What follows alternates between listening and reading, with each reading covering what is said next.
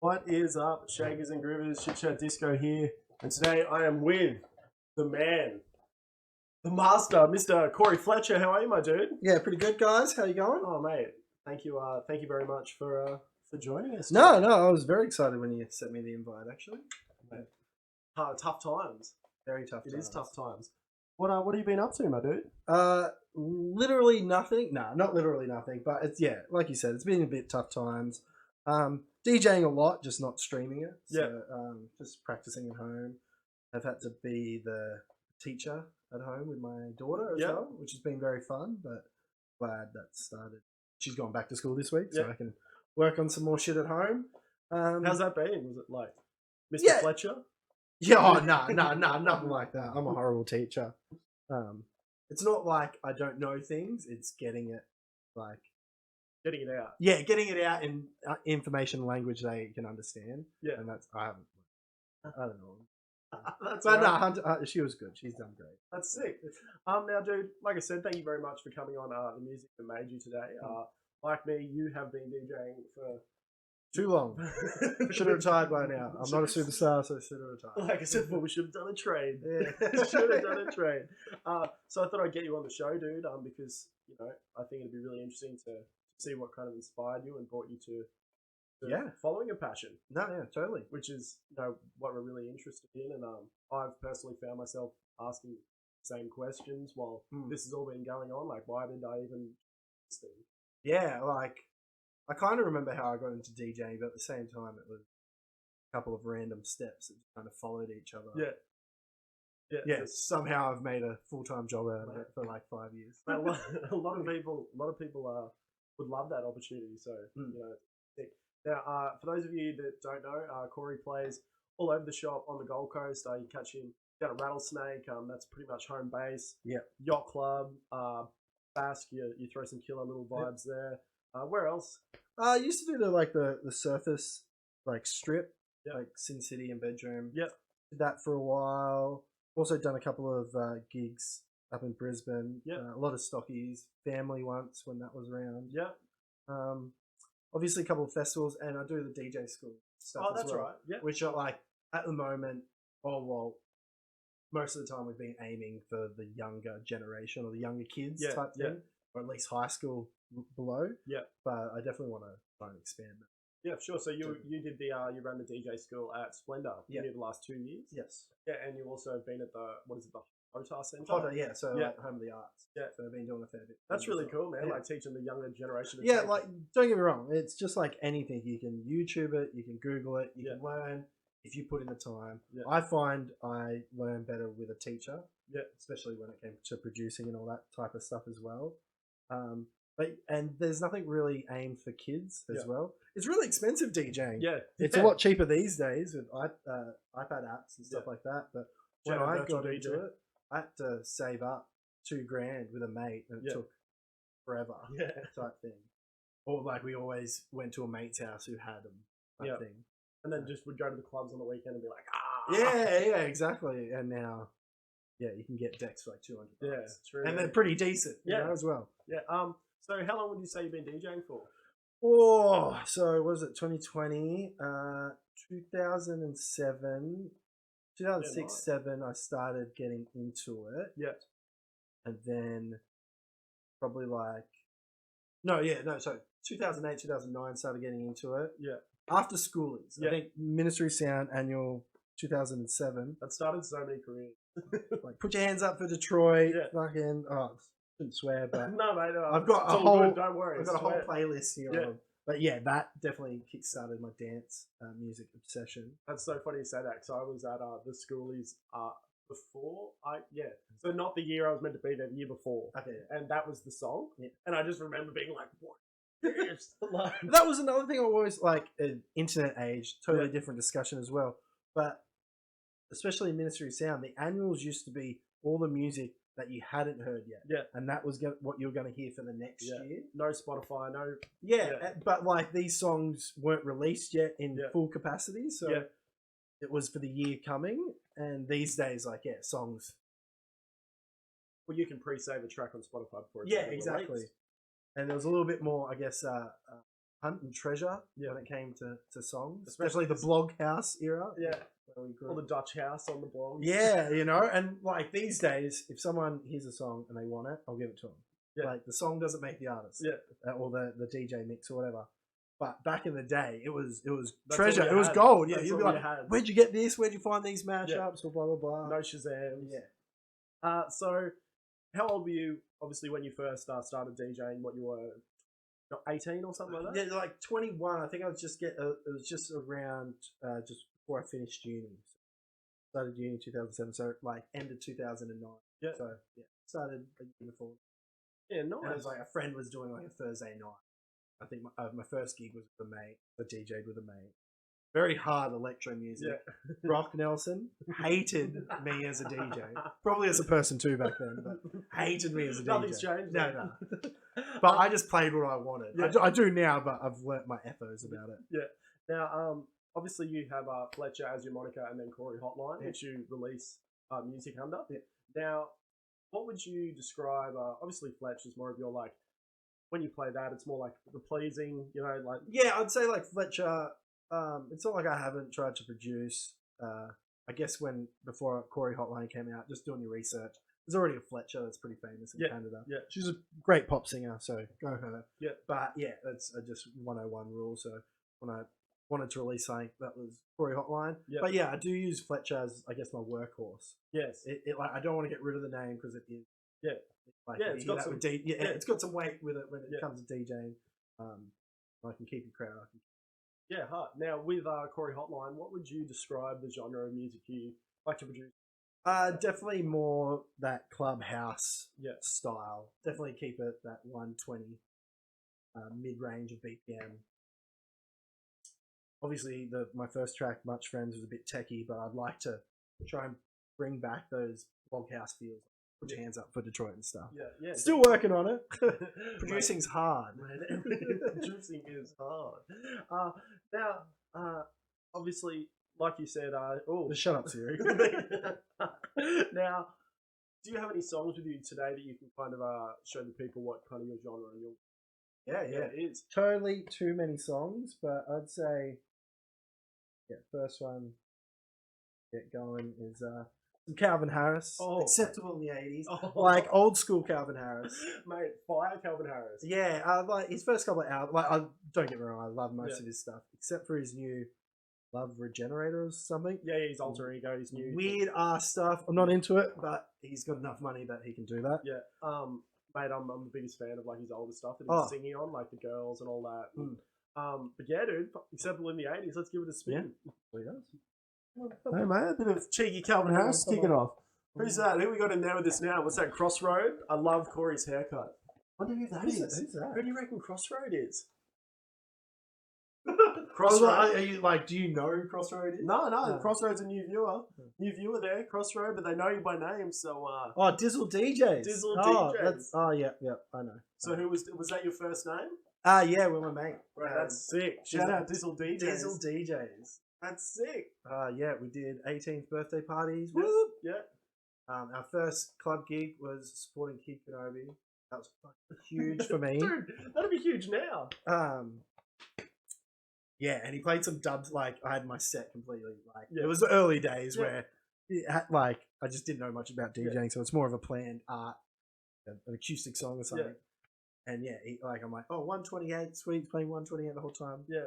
And then he finished on some dubstep. And it just killed you.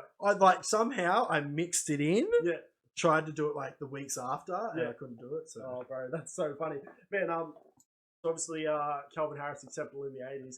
That song is, mate, I think that's the biggest jam. Hey, like seriously. Yeah, I guess some of the songs could be answers for many of the questions you got.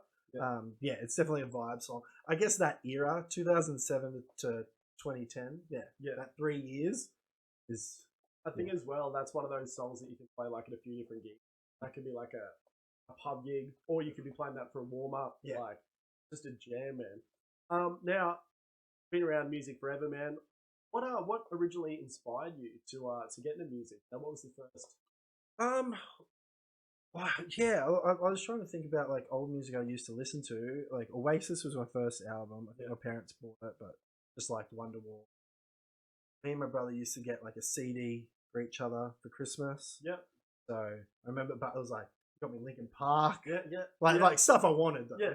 But like Linkin Park, Olympics. Yeah, loved Pete Murray and Jack Johnson. Yeah, Little cutesy mate, phase I love there. Jack Johnson.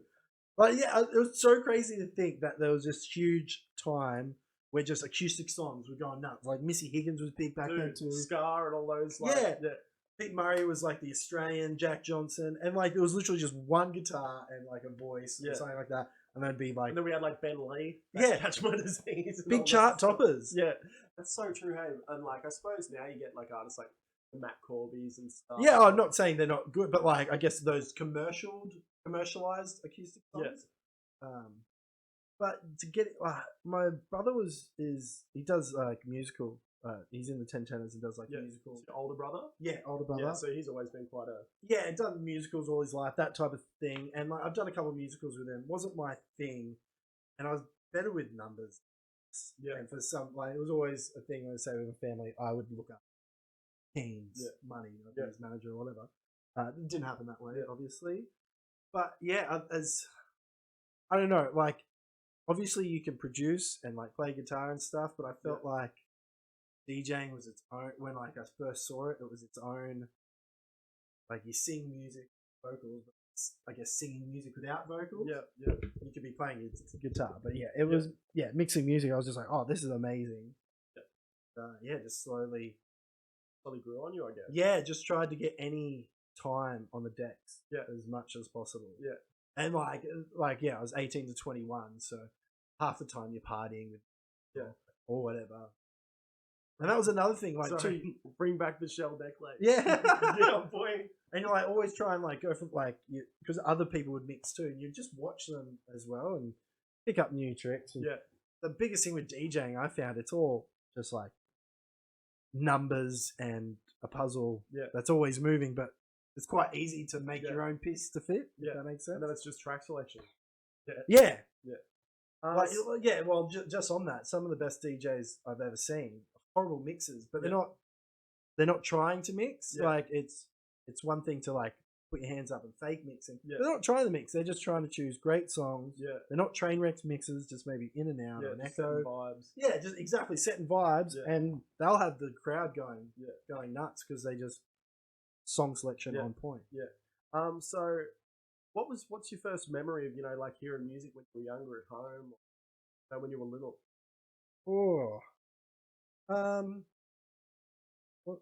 I remember Achy Breaky Heart. Yeah, I remember Achy Breaky Heart. Like when I was a little kid. Like when was you like me personally? When I was, I think 5 or 6, like I learned how to use the record player, and I remember finding this one like mixed CD that my mum had, and so it's, oh my gosh, it's like the song. I don't even know the name of the song. All I wanna do is have some fun. And I remember I got a feeling. I remember just running around my my living room to that song, and that's like my big thing. Is that Shania Twain? It could be someone like Sheryl Crow. Oh, one of the two. But that's my big memory of that. Yeah, like looking back as well, I didn't realize at the time, but like loved Rage and loved like TV hits and stuff on Saturday mornings, and like shout out TV hits, that is such a throwback, very big throwback, and like just over the last couple of years looking at video clips, and I forgot what big tunes came out when I was younger, like Music Sounds Better With You, and Starlight, the Superman Lovers. I remember that video clip, like, as a kid, it was like a dancing potato dude. And then, like, Stardust, Music Sounds Better Than You, giant plane they're throwing in a field. Yeah, that's right. And these were weird, like, they were very low budget clips, looking back on it. But, yeah, they've stayed with me. But I don't think I put the connection together that they were dance songs. Yeah, definitely. Until I, like, DJ'd and started getting into it. I'm like, oh, I downloaded that. I'm like, oh, I remember this song. And, stuff like that. No, I understand 100%, man. Now, do you have any songs with you that when you were younger that you used to listen to? Oh, yeah. I got I got oh yeah, here we go. We'll go some. This is Calypso by Spiderbait. Oh, This was also little Spider-Bait. I'm pretty sure it was I'm not the hugest Spiderbait fan. It was just a couple of. All I think of is Black Betty when I hear Spider-Bait. Yeah, Black Betty. That's a great one as well. But yeah, Calypso. It had like some robot kind of cartoon dancing film clip. Again, remember the film clip more than the actual. But it's actually funny, like you said. Remembering the film clip, it's crazy how now film dance music, whereas the last 3 songs you've spoken about, all the film clips you've remembered. Well, I guess like a single release was bigger back then because it would be a proper release. Like you would go buy singles, and then like there would be mini EPs. They would have some songs that weren't on the album coming up, or whatnot. Just the instrumental, or something like that. But it was still a physical CD, $5-6, and I got plenty of singles back in the day, like with some pocket money. Yeah, hard. Mate, let's give it a spin. What was this called again? Calypso by Spiderbait. Yeah, nice. That was Spider-Bait, right? Now, here's a cheeky little question from someone watching now. Chris Crossroad, did your first job have an effect on where your career has taken you? First job. I like that question. Yeah, actually, this is something I forgot to write it down. This is something I want to talk about, and I want to get in touch with him. Jeans West was my first job. Jeans West. I went to City Beach. It did not help my stigma of people thinking I was gay, but it was still a great job, you know? Yeah. And like I did it from like 14 to like 17. Yeah. And yeah, it was, I guess all that music was industry sound house music, but it was before I was even into dance music or the ones I remember. So it was more. Are you talking about the music like in store? Yeah, exactly. Yeah. They'd have this huge CD thing, and you'd get CDs every 3 months. Yeah. They would upload to this huge hard drive that had probably like out the back. gigs. It was like huge. Yeah. And it just update it with new songs, but they're all very dancey because it's Jeans West trying to be styling and stuff like that. And then when I go back and look at songs, I'm like, oh, I remember listening to this song, this and that. Got so many. Dude, it was exactly the same at City Beach. They had the one thing. So yes, it did affect it. Did affect Jeans West. That's a good question. Great. That's actually made me think of it too. So at City Beach, it's the same. And I remember every shift you go and you know every word. Yeah, and like you would know the order too. Yeah, I remember. I think what's the what you'll be oh man, I forget what song it was. But that always used to play. It used to give me the shit. I remember you were hot shit if you. Job to have when we're. Man, I haven't got kept on after Christmas, so that's how I know. the main dog. Shout out to my manager for that, and my mate Jeff. My mate Jeff, I linked up with him the other day, so shout out to Jeff too. He was working there also. Now, obviously you've played a lot of different, said yacht clubs, festivals, battles, all over the shop. Do you remember playing at a gig, playing a track, or being in a moment? Wow, I fucking love this. Yeah, like a couple, hundreds of times. Yeah, big ones that stand out. I used to do. Shout out to Unleashed Travel. They do. When you went over to Fiji. Yeah, they do schoolies trips. Wait, don't get me wrong. I'll send my daughter there. Such a great idea and such a safe environment as well. Yeah, while still having fun. Yeah, and not being too. And feeling like you're in Bali when you're not there. Like safer Bali, type thing. DJing. It was about 1,000 schoolies kids going crazy on the beach. 7 nights a week for 3 weeks straight. Yeah, that like there'll be most of the time. Yeah, there'll be moments that are all going crazy and stuff like that. Coachella was definitely a big one. Just had to name drop that. Yeah, name drop that. Wait, so you played there? Yeah, I played at Coachella in 2011. Why haven't we fucking bought that? Was that through? Was that your shot when you? No, it was before your shot. Well, probably a big regret of it is I didn't know how to market. Well, I probably still don't know that well now, but market and promote myself. Should have got in touch with Triple J or in the mix and go, hey, I'm playing a fucking Coachella. Yeah, I'm Australian playing a big festival, something like that. But as great as it sounds, it was more like it was a DJ competition. Send in your SoundCloud file links. Yeah. And I've still got the email, and it was like, hey, you had to have a ticket going already. That was the big thing. It's not like It was all expenses paid. I'm a big superstar. Yeah. It was a little side tent, like your Red Bull side tents and stuff. Yeah. It was next to the Sahara tent. Played at 7:30 on the first night. 45 minutes. Thought you were in heaven. Oh, it like substances are bad, guys. Yeah. But I was like totally clear that day, and I've never been after that. Like after walking off that stage, great. Most of the Aussie people that were around the Gold Coast or like friends of friends were around as well, so it was a big crowd. And dude, I know that's ages ago. Congratulations, that's fucking out. Yeah. It was just been a slow decline ever since then. Yeah, but there's only up, mate. You know, like... I always told myself, I'm like 10 year reunion at Coachella would be cool. That'd be a cool story. So I've got a year, maybe less, to get my shit together to get famous enough to have a bigger track. Mate, that ain't gonna happen. Honestly, mate, dreams are free. Mate, you never know, dude. Honestly, that's like I said, congratulations, bro. Coachella's fucking out of control. Like that's and like you added, no expenses paid, not all that superstar stuff. Just letting everyone know, guys, every side stage other than the main stages at festivals are that way, right? Yeah, it's like they if you don't turn up, they'll get someone else. Yeah, there's no issue. Yeah. Like Splendors, all that, they might chuck a ticket in, and which is unreal, like absolutely unreal. Thank you so much. But a lot of the time, it's how many people can you bring to this event? How many tickets have you sold? For example, the stereos and all those ages ago, it used to be like... Yeah, I'm glad that's kind of dropped off. Yeah. I remember when I was more working... As a ticket seller. As a marketing manager for Neverland before Rattlesnake. Yeah, it was a lot of that. How many can you sell? Yeah. Oh, you've done this for us, we'll do this. Yeah. Oh, you've sold 100 tickets, we've got a slot. Yeah. So for non-DJs even, you know, you just got your name on the timetable, which looks really good, you know. It's a good keepsake for sure, and it looks good in the portfolio. But like I said, it does happen a lot more than people really catch on. So, like I said, man, congratulations. Thank you very much. It was, like a side note, it was through, if anyone's been to Coachella or heard of Coachella, you can look them up, through an initiative called Global Inheritance, like the Global Inheritance stage. Yeah. So it's all like a little bit like green, keeping the planet healthy, stuff like that. But my stage that I performed on, it's a bit gimmicky, but it was meant to be powered on kinetic energy. That's pretty cool. So I've got photos of it, but like, so I'm DJing. There's 2 giant rat wheels behind me with people running in them. No. To power the speakers. You've got like a row of like exercise bikes that or like heaps of like, you know, seesaws, pulleys, all these different things. And that powered everything. And that powered everything.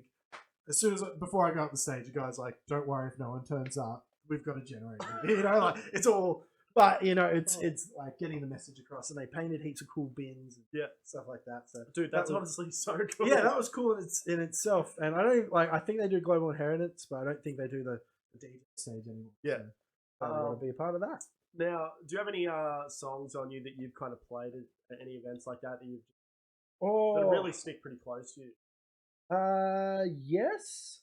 Maybe some copy. I'll just have to find one. Saturday. Lights and music. Trying to get where I got. That's so wild. Can't believe there's a whole stack. That would be so... Yeah, like, I remember I was very nervous. Because, like, it was even early in my own DJ career. Definitely. Like, I haven't even had many club gigs, so it was more of a half fluke, but I was take what I can get. I was very happy, very 100%. Grateful.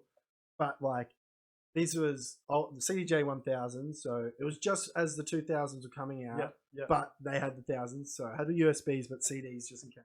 Yeah. So I had no cue point. There was none of that information there either.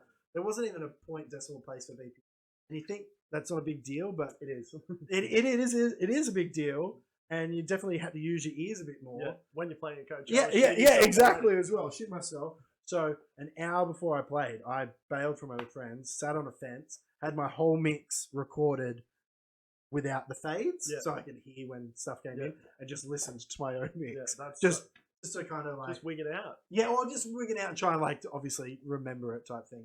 It's early in my stage, but it all comes naturally. That's so good, bro. Just finding the patterns. I still need to find a song from Coachella. I will just go cut copy. Yeah, nice. Saturdays. What's the song? Cut copy Saturdays. It was type of the it was a very mash-uppy set. I tried to put a lot of indie and electro in it. And Well, that's what I it's feel all cut about. copy are very indie and electro. So. Yeah, hard. All right, cut copy. Here we go. Mate, the good old days. So a little bit of cut copy there. I was actually talking about cut copy. Some band. About that old. Banshee Tech, huge for me. Yeah. I saw they brought out a song like a couple of months ago. Yeah, Nicky Nighttime brought one out too. Yeah, well, like Nicky's been doing his own thing, but it was like Banshee Tech. Yeah. And I was like, yeah. Like, I think they've had their time, sadly. Yeah. But like, they'll always be in my hearts. But yeah, Banshee Tech. Like, I'm trying to remember my Coachella set. It's on Mixcloud. You can still listen to it. It's got the track listing there. But it was like Light Years, some Afrojack, mashups. Banshee Tech, I remember going later. Did their thing afterwards. Yeah. And made them. Pretty sure that made me want to just become a DJ. Now, also, while the microphones were off, you were discussing that you also won another competition and played at Big Day Out, the last Big Day Out. That's pretty exciting. Yeah, it's like fun in general, but like the actual performance wasn't as, say, like life altering because it was a silent disco and it was the start of the day. Yeah. But it was at the same time, it was more everything that came with it because it was a bit more. The Coachella thing was official, but like it's not like I was on a tour. Big Day Out was official. Yeah. Right. Roll the carpet big out. Artists, types. Yeah. So that was really nice. 2014. That was at the Gold Coast Big Day. That's wild, eh?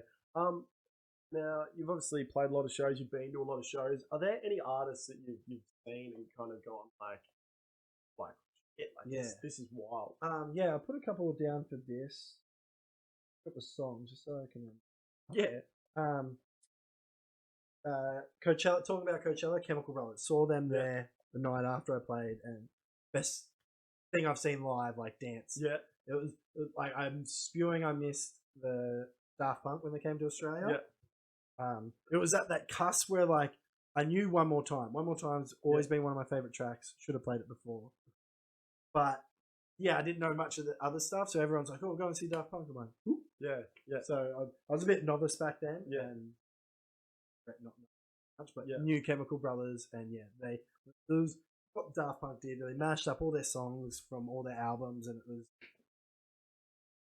band-wise. Foster the People surprised me, and they were awesome. Like when Pumped Up Kicks was big, or but exactly Pumped Up Kicks. I haven't loved much of their stuff after that first album, but I remember they played Pumped Up Kicks last, and then they went to this crazy like bongo solo with like everyone in the band or like on stage. There's more people than there should be. Was that a Splendor or Big Day Out? Big Day Out, yeah. And then they drop into like another chorus of Pumped Up Kicks, and then like at the end it like did a build up into this remix that no one had heard before. Oh, really? And like the whole set was like they're mostly dance indie, but they're still indie, and it just went full electro right at the end, and just like it just full surprise. I'm trying to think. I think I might because I saw them.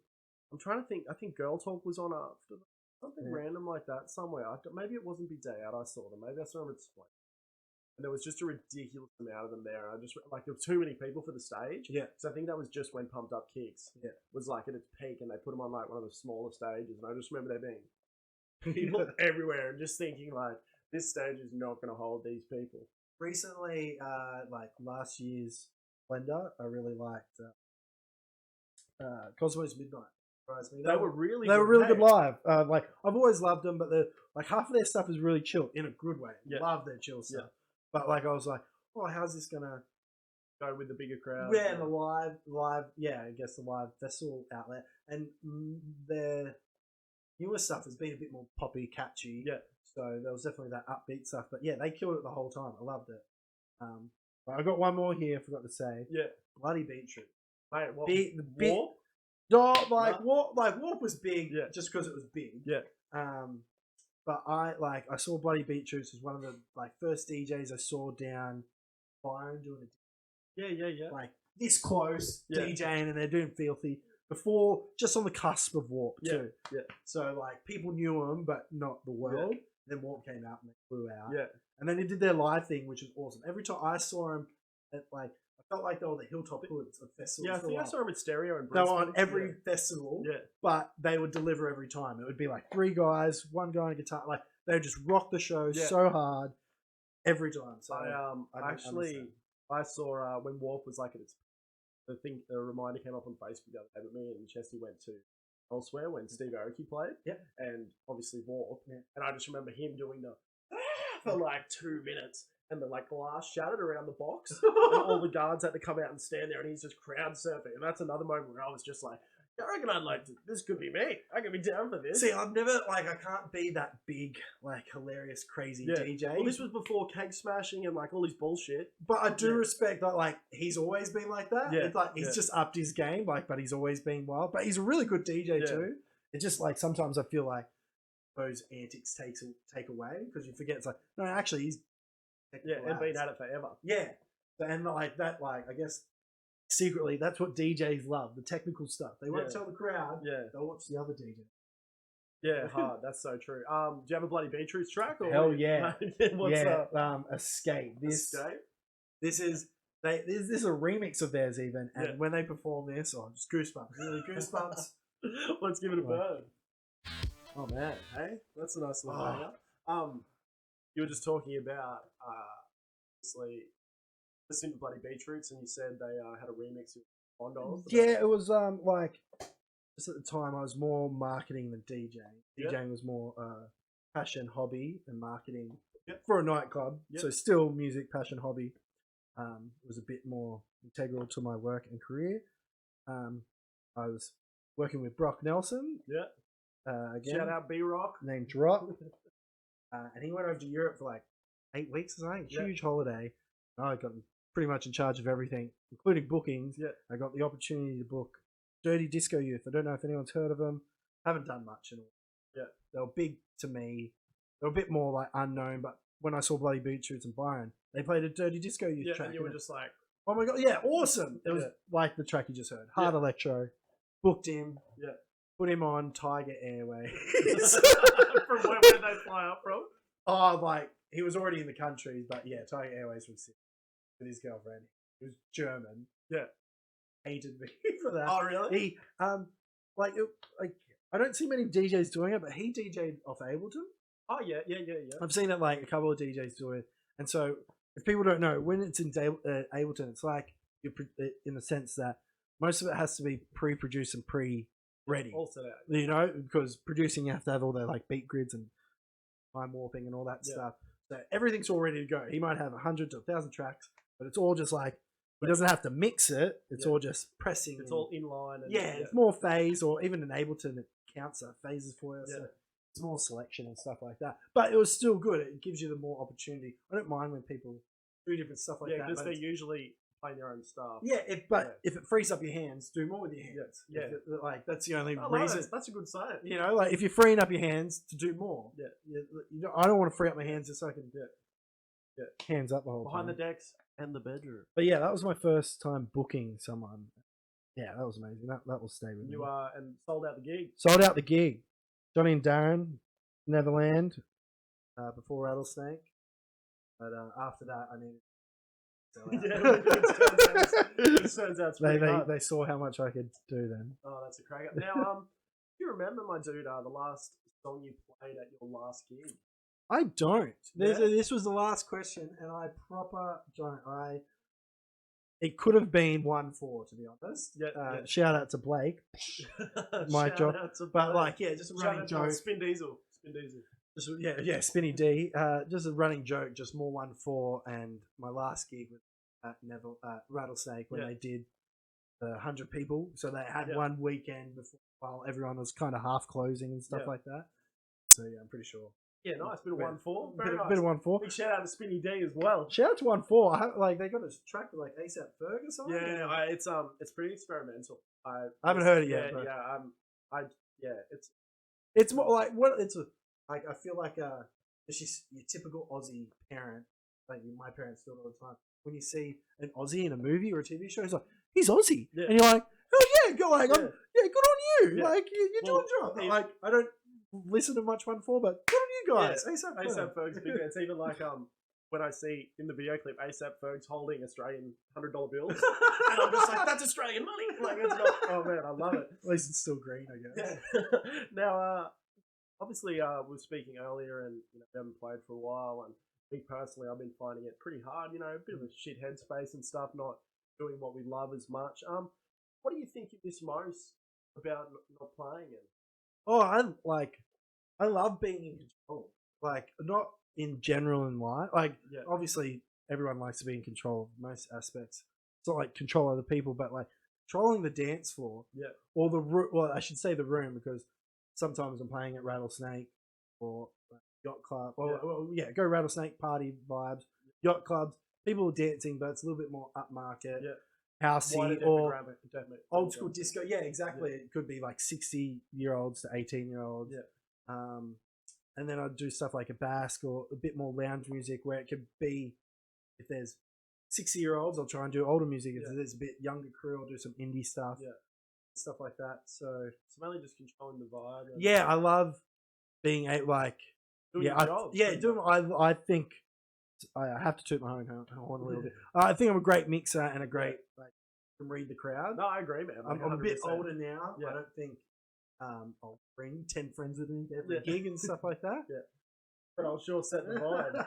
Shout out Chesty. But yeah, I can control the room. If you want me to switch it up, I can in a second as well. But at the same time, like, you tell me to do my job. If you want your people to stay there, I'll make them feel good and stuff. Yeah. Take them on the journey. That's all. I'll take them. Now, what's a song that you kind of listen to now? It doesn't have to be what you play or anything like that. That really kind of gets you in the feels. You know. Like, one thing I haven't mentioned, I really like pop music. Yeah. Surprisingly, I love pop music, but like good pop music, if that makes sense. And I feel like pop can be very generic, but yeah, some really good pop songs come out. I'm loving Louis the Child. Oh yeah. The last 12 to 6 months. Yeah.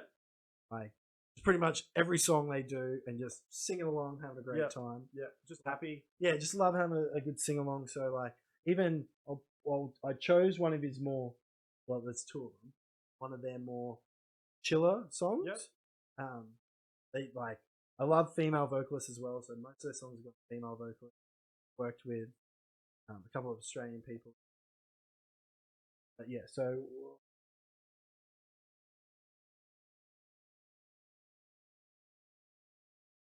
it's been really interesting because everyone's kind of given their own little their 2 cents on what they really enjoy. Like me personally, I say it every week. Purple Rain's like my go-to sad song. Shout out Prince.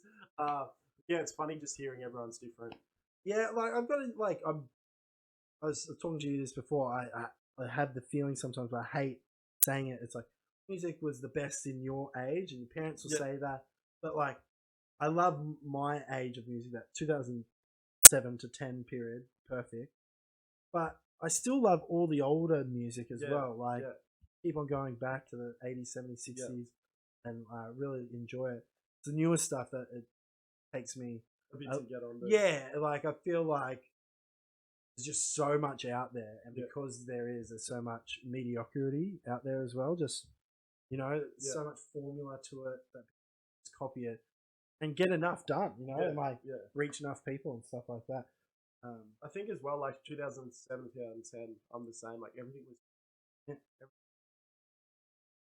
Yeah, well, I guess it was that indie term came 100% because it was a lot of that music where the record labels didn't know where to put them, so they wouldn't sign them, so they would go independent and release themselves, and they'd get really big, you know, like that Block Party, Justice, or you know, or like. And also, I think the big thing is labels are having the ability to be able to remix. So they'd be able to give their tracks. It was definitely a big vibe, especially in the European countries. Everyone's just friends with everyone. Yeah. As I've gotten older too, like, you realize everyone's friends. I'd say the biggest people on the coast, like Wongo, he's killing it at the moment. Yeah. Known him for years. Absolutely killing it too. Pacers as well, Mikey. He's been killing it for years as well. Used to love Shortcut Kids. Mate, you shout out Shortcut Kids. I can't remember what Benji as well. I had a remix of Shortcut. Because there was like the Quickie Pro show, headlined by like beautiful girls every year. But yeah, Shortcut would be on it. I'm like, that's huge. I was like, back then. But whereas I'm sure you've probably played a Quickie Pro show. Nah, not having. I played for Quickie Pro, but there you go. There you go. Do you know what I mean? It still counts. Mate, what was the song again? All right, so Louis Child. World on fire. Yeah, lovely. Give that a spin, mate. Nice. But But yeah, what was the question from Kyle? Here we go. Here's another question from Kyle. Would you say Kyle has been your biggest musical Oh, influence? he's definitely up there. He's definitely up there. Shout out to Kyle. And But what was it like meeting Mac Miller? That's interesting. What's the... well, Mac Miller was the big day out that I went to. Was he on the stage you... I don't think... Oh, because we were... I was on the Silent Disco stage, Red Bull. But our stage was right next to the boiler room. Yep. So we had access to the boiler room. So yeah, we were... me and my friends, we were side stage for Flume. I get a tap on the shoulder, and it's Mac Miller, and he wants a light for his cigarette. And then he's just walking around with like a JD bottle. Yeah. Shout out to Mac. And then, like Dylan Francis was being a dickhead like behind while Flume was performing as well. Really? Like just like in a funny way, not like if you were playing somewhere and I was annoying you. Yeah, you know, like playing with the decks or like passing a drink. It's like funny dickhead, not like the crowd couldn't see. Not shitting on him, like. Yeah. But yeah, and then like someone was taking our photo and then looked at the photo. Mac Miller's like photo bombing us, like we're all there, and then he's like, "That's epic, man." Obviously, rest in peace, Mac Miller. But if any of you guys are back to Kyle quickly, we went to Platinum. Shout out Platinum. So yeah, 2007, 2010. Yeah. Like as much as I love the blog house, it's still like the Ministry sound stuff. Seeing all the big guys, like Kid Kenobi a couple of times. Yeah. Loved always seeing like John Course will always be up there for me. Yeah.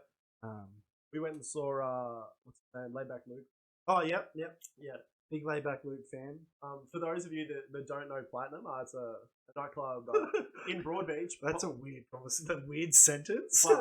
But if you want to see what it kind of looks like, there was the recent Chris Lilly mockumentary that came out on Netflix. I forget the one where he's the real estate agent and he decides to become a DJ. So that club that he plays in on that is Platinum.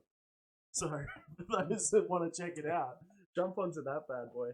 Now, let's take it back in time a bit, right? Little Cory Fletcher. Now, if you would give yourself any advice for your first gig, what would it be?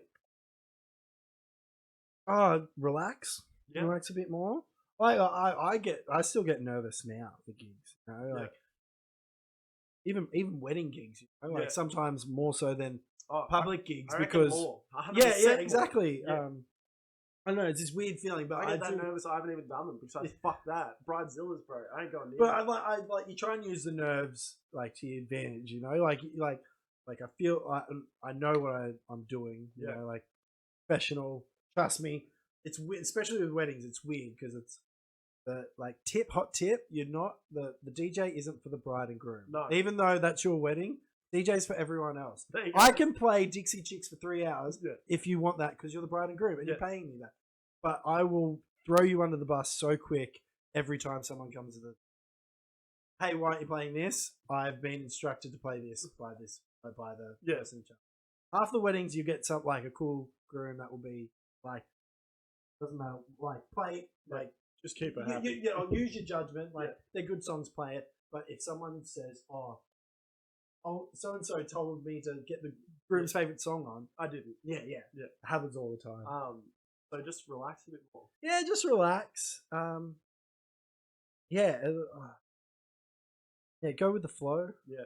But like 6 P's, I always say, proper preparation prevents piss poor performance. Can you give that one again? P. Sorry, the 6 P. I don't make it up. I definitely did not make it.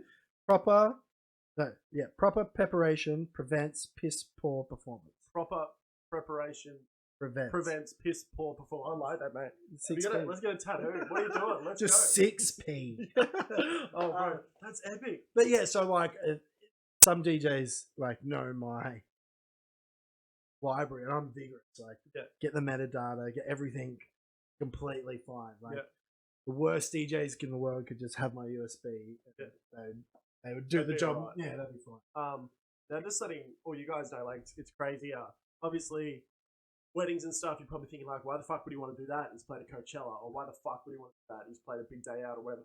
But the money in it is unbelievable, and it frees you up. Well, Coachella, I had to pay for a ticket and flights already. Yeah. Big day out. Lucky it was on the Gold Coast, but it wasn't paid. Most festival one. Yeah, but the point is that the money that you can make from that means that you're able to follow your passion. Yeah. And use that to fuel passion. Well, I feel like it's just like any other trade. DJs get squashed all the time. Probably I'd say musicians and entertainer, but you're not just paying for our time. You're paying for the time it took us to get to where we are. You know, most musicians, if you get them like an acoustic guide, they're taking care of the venue or the pub. They've been doing it for a while. They know what they're doing. Yeah. They're not going to fuck around. Same like I've got every spare cord. Yeah. Every a spare USBs. And stuff like that. There's no excuse for not being prepared. Right, like you said, what is it? Proper preparation prevents piss poor performance. Fuck yeah, that's epic. Now, what have you been listening to lately, man? Do you have any tracks that you're vibing at the moment? Yeah, Louis the Child was a big one, but like them in general, just I go to Louis the Child, just playlist and stuff. Yeah. And what about music that you'd maybe play at a venue? Well, because half my gigs are very open format. Like I love Benny. She's indie pop chick, but she's great for background music and stuff like that. Love Purple Disco Machine. Probably the big one. Yeah. What track you got with us today? Let's go Body Funk. Yeah, a bit of Body Funk, mate. Love Body Funk. Alright guys, it's Purple Disco Shit Shirt Disco Purple Disco Machine. Shit Shirt Disco Machine. Hey, now that was Body Funk by Purple Disco Machine. So underrated, it is a fucking joke. Yeah, because that's one of his one of his older tracks. Yeah, it came out and then I think it even got re-released. Yeah, fucking great tune. But I'd say every DJ in Australia would play Purple Disco. Definitely, 100%. Like the crowd wouldn't realize how many Purple Disco Machine tracks they've heard or remixes. Everything from Dua Lipa to Joy's. Joy's. Now we've got a cheeky little question here from the Big Dog Vices, Mr. Tyson Scott Prince. What are your thoughts on Fisher? ? Grub or sick C word? Like I don't know the difference between grub and a sick cunt. It could be me. Oh yeah, that's true. There's Tyson. I'm guessing you. But my view on it is in general, if Australian I didn't come up with this either. But if Australian Idol was a singing competition, it would be on the radio.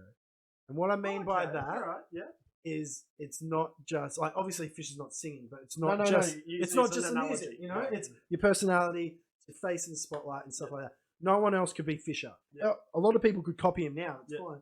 But no one could be Fisher. Yeah. I'm sure he gets ghost produced. That's fine. Yeah. He's probably learning to get a bit better DJing. Sweet. But it's the whole package. You know, it's the whole package. He's a personality. Yeah. So sometimes it's easier for people to make a living off that. But I guess it's part of the game as well. Yeah. 100%, man. It's just like Dua Lipa, she was a fucking model before she became a singer. Do you think if she looked like she did, labels would have gone well? Yeah. So, mate, well, there you go, Mr. Tyson. Now, letting everyone know if you do want to check out another podcast, jump on over to Vice's Tyson Scott Prince.